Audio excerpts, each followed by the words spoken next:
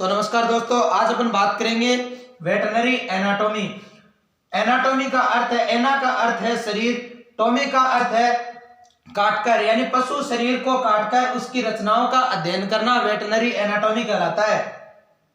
इसके बाद अपन बात करते हैं इसकी शाखाओं की। इसकी पहली शाखा है मैक्रोस्कोपिक एनाटॉमी।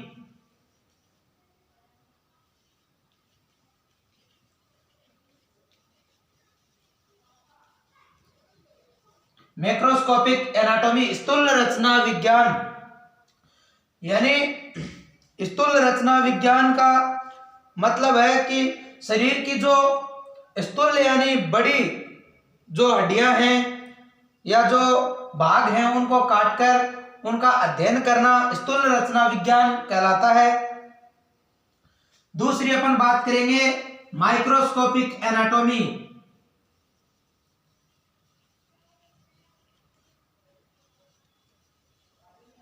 माइक्रोस्कोपिक एनाटॉमी यानी शरीर की जो सूक्ष्म रचनाएं हैं उनको काटकर उनका अध्ययन करना माइक्रोस्कोपिक एनाटॉमी कहलाता है। तीसरा अपन बात करेंगे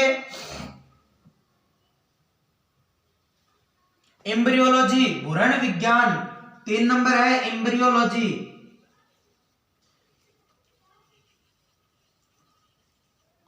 एम्ब्रियोलॉजी यानी भ्रूण विज्ञान का इसके अंदर विज्ञान की वह शाखा जिसके अंतर्गत भ्रूणीय अवस्था से अंग संस्थानों के विकास तक का अध्ययन किया जाता है। अगले अपन बात करेंगे 4 नंबर। 4 नंबर क्या है? कॉम्पेरेटिव एनाटॉमी, तुलनात्मक शरीर रचना विज्ञान। कॉम्पेरेटिव एनाटॉमी,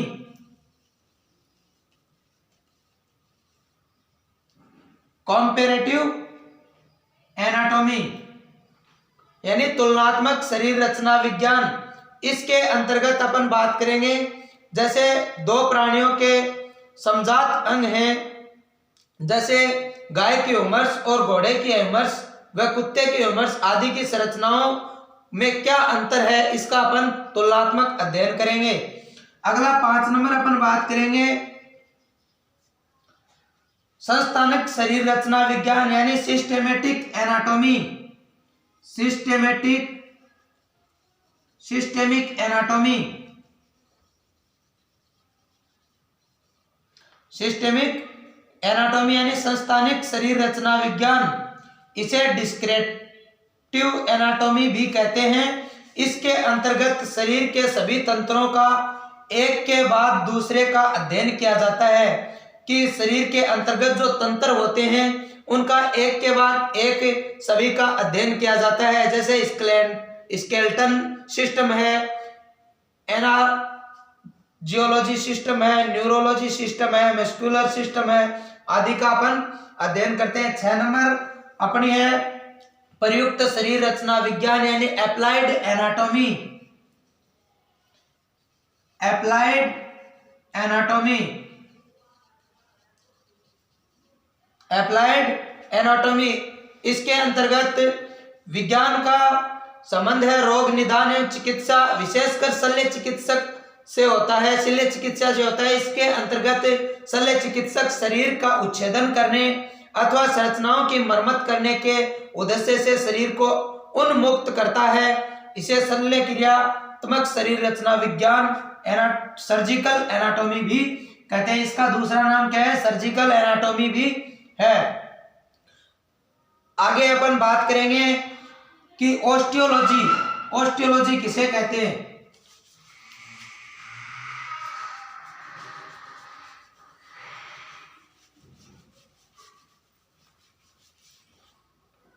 ऑस्टियोलॉजी किसे कहते हैं? ऑस्टियोलॉजी 1 नंबर है ऑस्टियोलॉजी, विज्ञान की वह शाखा जिसके अंतर्गत अस्थियों का यानी हड्डियों का अध्ययन किया जाता है, ऑस्टियोलॉजी कहलाती है। दूसरी अपन बात करेंगे आर्थ्रोलॉजी। आर्थ्रोलॉजी या संडेस्मोलॉजी।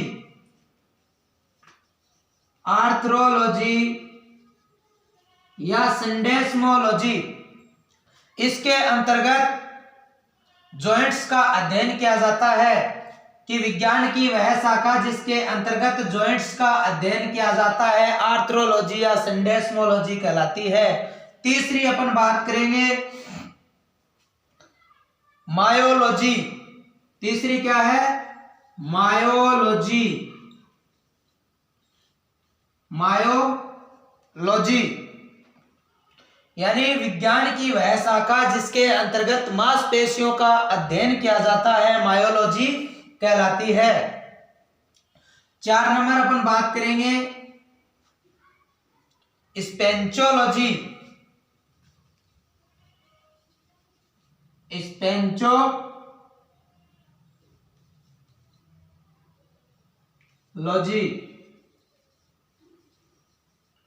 4 नंबर है स्पेंचोलॉजी। विज्ञान की वह शाखा जिसके अंतर्गत परिसरण तंत्र तंत्रिका तंत्र को छोड़कर अंतरिक्ष से सभी तंत्रों का अध्ययन किया जाता है स्पेंचोलॉजी कहलाती है।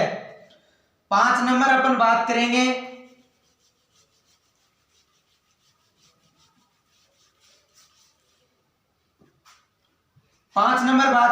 एंजियोलॉजी। 5 नंबर क्या है? एंजियोलॉजी।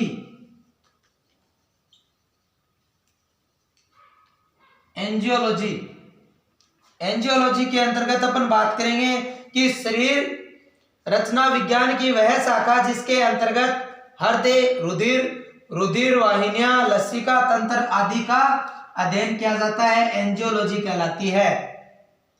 6 नंबर अपन बात करेंगे न्यूरोलॉजी।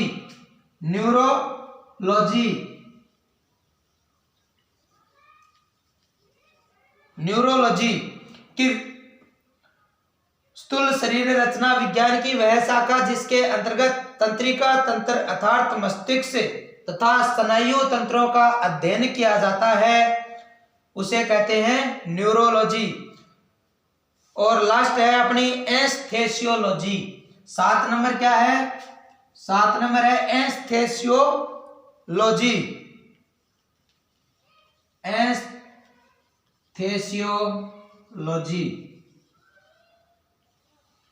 एस्थेसियोलॉजी इसके अंतर्गत अपन ज्ञानेंद्रिय जो अंग हैं जैसे आंख है, कान है, नाक है, उनका अध्ययन करेंगे, उसे कहते हैं एस्थेसियोलॉजी।